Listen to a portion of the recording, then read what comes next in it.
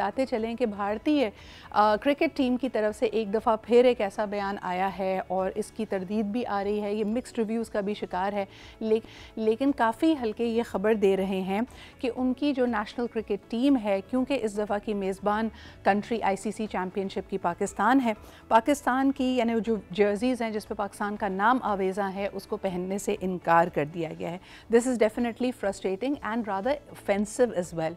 देखिए, आपके इख्तिलाफ़ात इस हद तक तो जायज़ हैं कि आप आना नहीं चाहते और उसके लिए आप एक रीज़निंग बनाते हैं जो कि बेबुनियाद हैं, लेकिन चलें एक लम्हे के लिए मान लिया जाए।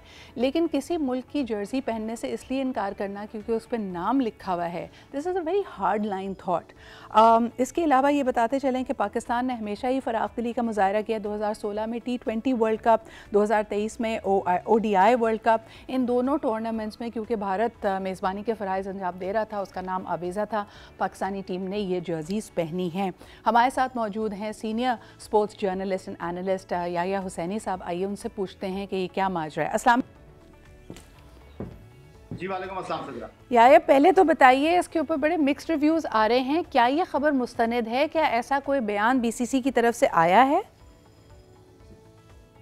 सदरा, सबसे पहले तो आपको मैं ये कहूंगा कि आपने कराची यूनिवर्सिटी को आईसीसी चैंपियंस ट्रॉफी से बहुत अच्छे तरीके से लिंक किया और वाकई आपने बहुत अच्छे अंदाज में जो है वो इस स्टोरी को जो है वो प्रेजेंट किया। जहाँ तक रही बात आपकी कि किस हद तक हकीकत है और किस हद तक सदाकत है, तो देखिए, बात दरअसल ये है कि ये सारी बातें इस वक्त इंडियन मीडिया की तरफ से की जा रही हैं। ओके। और दूसरी तरफ इंटरनेशनल क्रिकेट काउंसिल का जो ये मिनी वर्ल्ड कप है, चैंपियंस ट्रॉफी 2017 के बाद मुनक्किद होने जा रहा है, इस पर पाकिस्तान का नाम जो है लोगों की शक्ल में होगा। वो जो आईसीसी चैंपियंस ट्रॉफी 2025 होगी, उसमें लिखा हुआ होगा पाकिस्तान की, पाकिस्तान होस्ट नेशन है।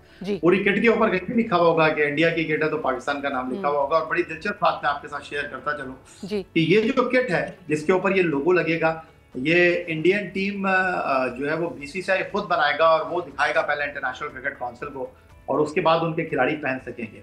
तो इंटरनेशनल क्रिकेट काउंसिल की तरफ से तो अब तक यही कहा गया है कि हर क्रिकेट बोर्ड को जो है वो इंटरनेशनल क्रिकेट काउंसिल के जो कवायद और ज़वाबित हैं उनको फॉलो करना है।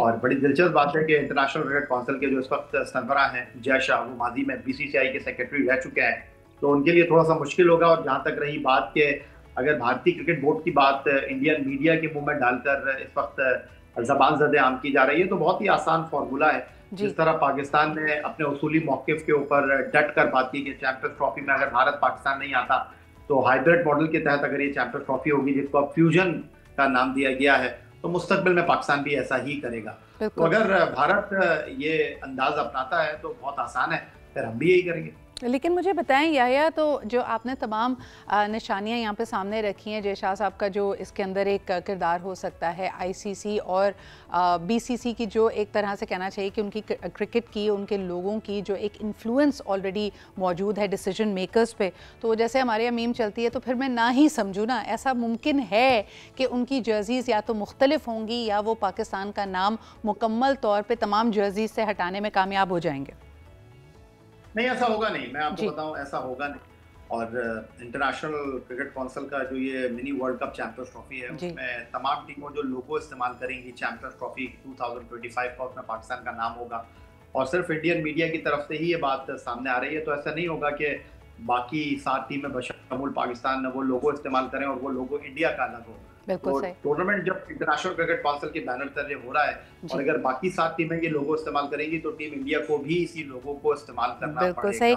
अच्छा याया, हम जैसे देख रहे हैं कि 19 फरवरी से 9 मार्च तक ये मैचेस होने वाले हैं, इसमें रमज़ान का महीना भी थोड़ा सा आएगा।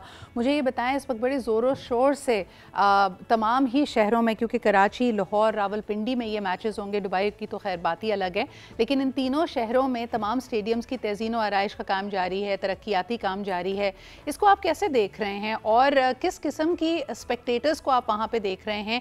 क्या हम सिर्फ रिलाई कर रहे हैं हमारे डोमेस्टिक स्पेक्टेटर्स पे, या आपको लगता है कि वाकई आईसीसी के शायान शान इस वक्त इंटरनेशनल स्पेक्टेटर्स भी इन मैचेस को देखने के लिए पाकिस्तान पहुँचेंगे? देखिए, जहाँ तक सिदरा आपने बात की है, ये जो पिंडी, कराची और लाहौर के स्टेडियम में तज़ीन और आराइश का काम हो रहा है, जिसको अपग्रेडेशन का नाम दिया गया है, वो आपने सुना होगा, पैसा फेंक तमाशा देख। तो रिकॉर्ड टाइम में इन स्टेडियम्स की अपग्रेडेशन का काम हो रहा है और बात लाखों करोड़ों से निकलकर अरबों तक जा चुकी है। सही। तो 8 अरब रुपए कदाफी स्टेडियम लाहौर पे लग रहे हैं, 6 हाँ अरब के करीब नेशनल स्टेडियम कराची पे लग रहे हैं, पिंडी पे इतने पैसे नहीं लगे हैं।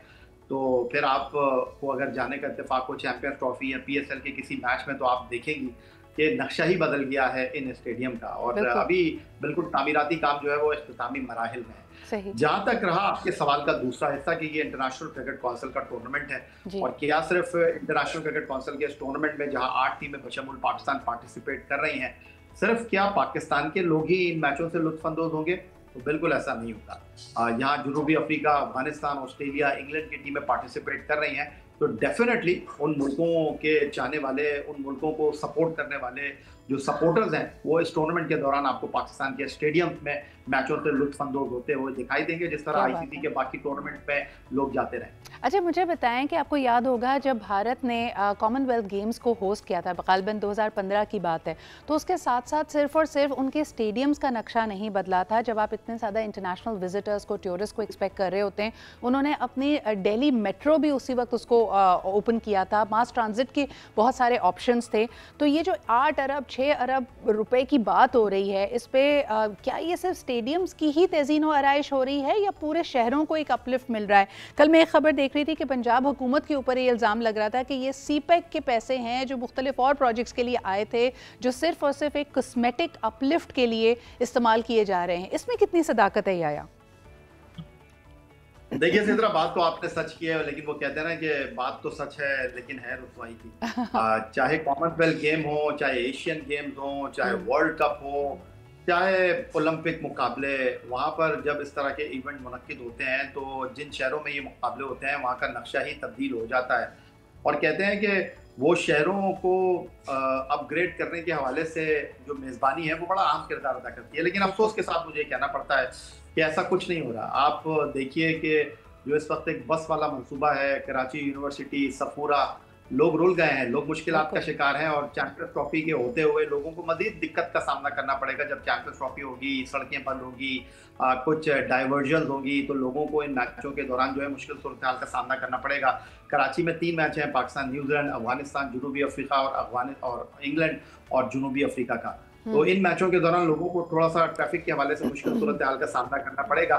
लेकिन ये कहना कि ये पैसे जो हैं वो हुकूमत के हैं, तो ये बिल्कुल गलत है। ये जो पैसे हैं वो पाकिस्तान क्रिकेट बोर्ड के पैसे हैं, जो कि रेवेन्यू की मद में पाकिस्तान क्रिकेट बोर्ड को इंटरनेशनल क्रिकेट काउंसिल से मिले हैं। ये जो स्टेडियम्स की अपग्रेडेशन का काम हो रहा है, ना इसमें हुकूमत पाकिस्तान का कोई लेना देना है, ना पंजाब हुकूमत का कोई लेना देना है, ना सिंध हुकूमत का कोई लेना देना है। तो जहाँ के पैसे हैं सिर्फ वहीं लगे। बिल्कुल।